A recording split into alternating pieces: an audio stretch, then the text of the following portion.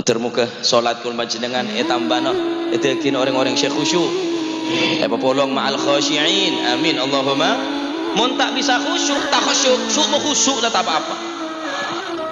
Tapi mun beda orang sok khusyuk cek gigi dah ada sok mohosok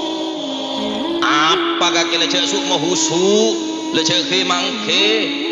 orang montra khusyuk sok khusyuk insyaallah tadi khusyuk tak khusyuk kada montro ikhlas las ma ikhlas kada tak apa-apa lah pak napa ikhlas tibi engkau tak sedekah polan kita ikhlas ya kayak cerek kakek yu